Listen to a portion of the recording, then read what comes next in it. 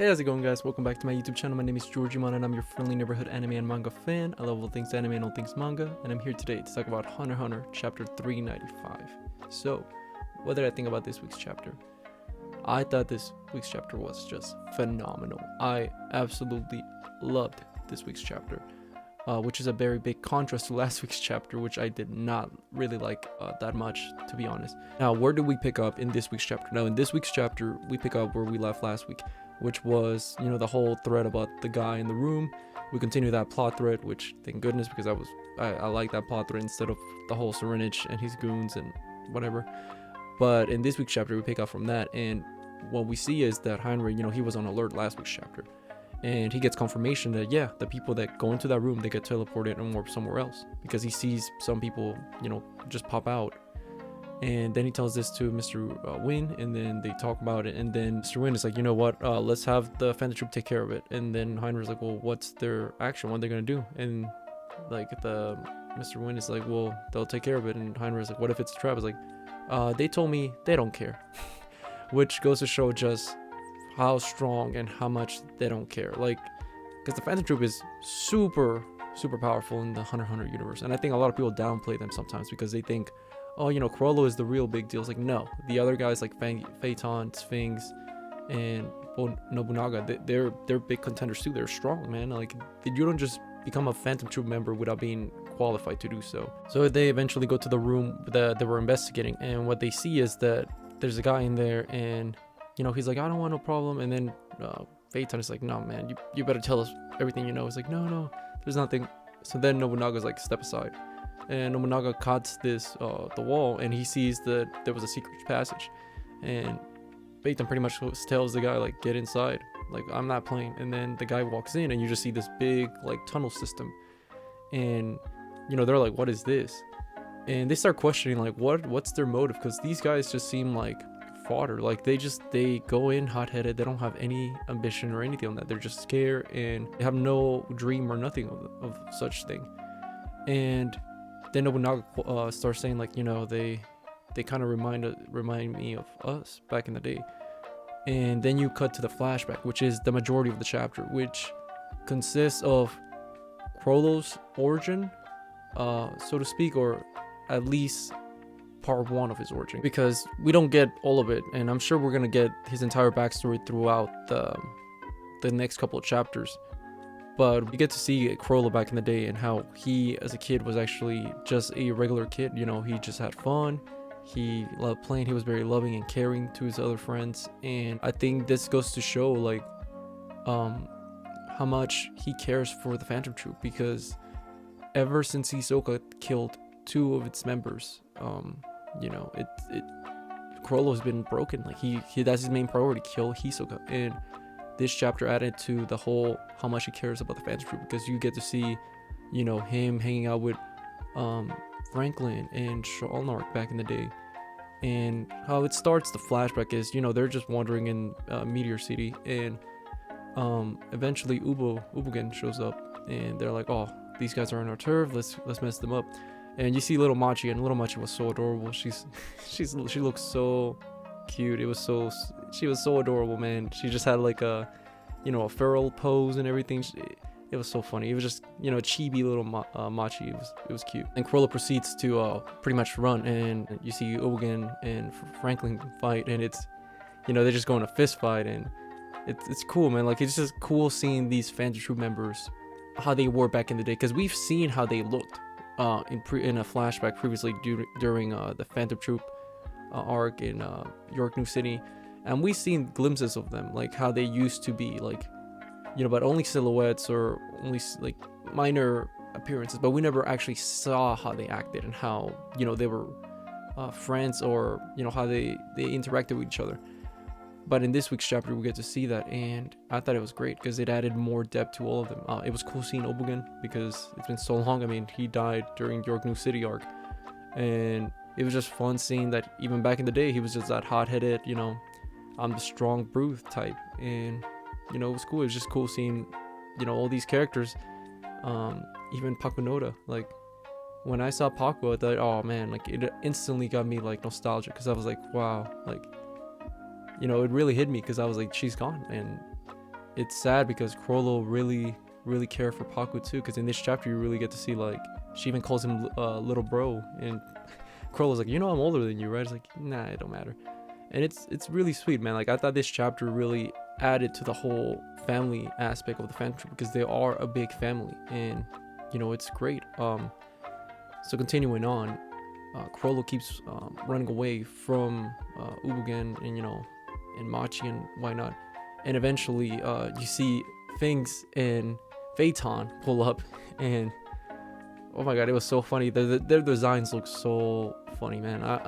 Finks just looked like a big gangster with his hair all spiked up and whatnot, or hair up, whatever, and it was just fun, man. It was just pretty much seeing them as their younger selves was just a lot of fun to see. And so pretty much what happens is Finks is like, hey man, Chrollo, give me the tape and call it even, I'll return it to you. And then Chrollo gives him the tape, and what happens is he proceeds to just leave, and he's like, I told you I was gonna give it to you, I just didn't say when. Then you find out that Chrollo actually gave him a fake tape, and he had the real one tucked in under his shirt or whatever. And it goes to show, even back then Chrollo was very smart. He was very ahead of everyone. Really added to the whole, the resiliency of Chrollo, because back then he was, trying his hardest to become who he is today, and he did accomplish that, but at what cost? And we're about to see, because later on in the chapter you also see that he goes to this very wealthy palace church thing, and that's where he he plays the VHS tape with Paku, and it was cute. And they're watching like this Power Rangers knockoff thing, and Paku was so excited, like, oh, this looks cool, man. And the problem is the show is actually in another language, so they don't know what's happening at all. So Chrollo has the idea, like, hey, why don't we dub it?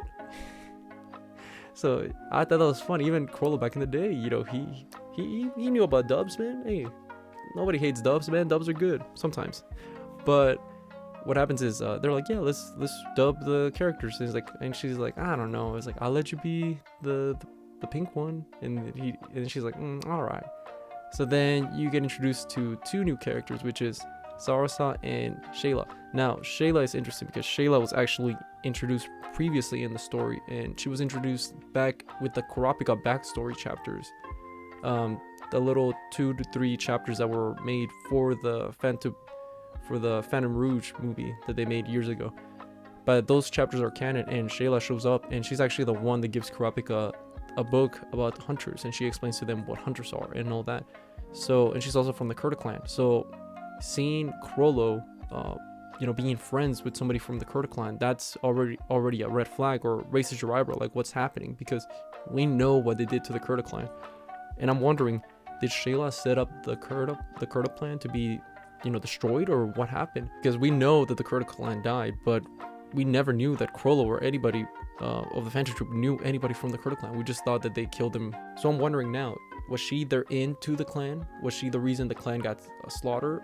Is she the reason they even found out about the Scarlet Eyes? Like, so many questions, there's so many questions, and that's why I really like this flashback and this chapter as a whole, because it's stuff we wanted to see for a long time. At least for me, I wanted to see a Phantom Troop backstory.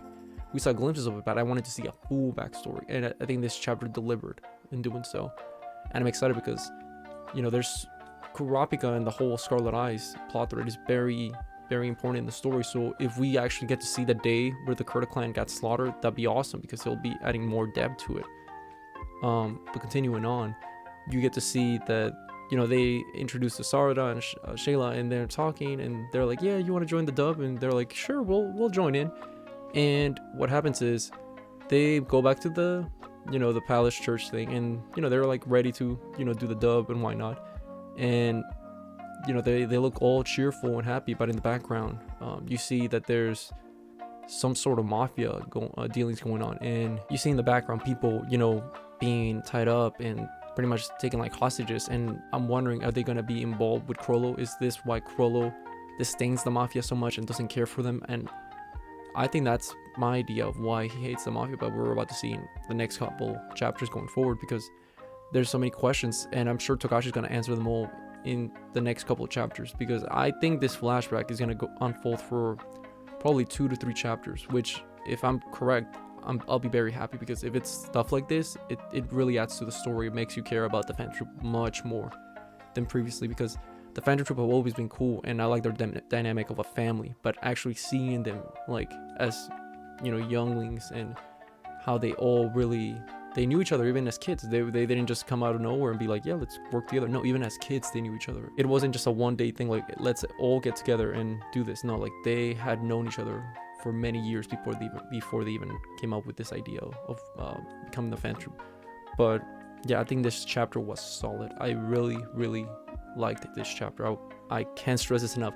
This is a 180 from last week's chapter, because last week's chapter I did not care that much for, and I'm very excited to see where the story takes us, because right now this is great. Togashi, you know, I think once, I wouldn't say he heard the criticism, because he's been making these chapters as they go, but I think once he wrote that chapter, he realized, even himself was like, okay, I think this was just an exposition dump chapter. Let's actually pick up the pace and, you know, add more to it, like add more sauce to the story. And this chapter definitely did that. So overall, I would say that this chapter was very strong. I very much liked it. And like, I can't wait for next week's chapter, because now if we're in a little Phantom Troop Chrollo backstory section arc, then I'm all for it, because these characters have been characters that I loved. So I want to see more of them, and I want to see what the story takes us, revolving them.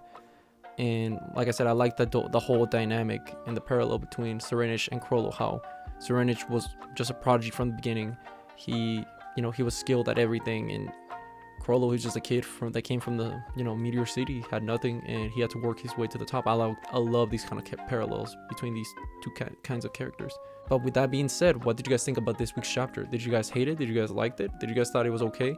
Let me know in the comment section down below. And while you're at it, comment, what do you think is going to happen in next week's chapter? I personally think we're going to continue this little arc of Chrollo's backstory.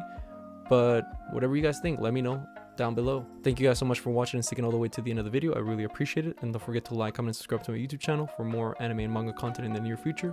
And with that being said, I hope you guys have a great rest of your day. Bye bye.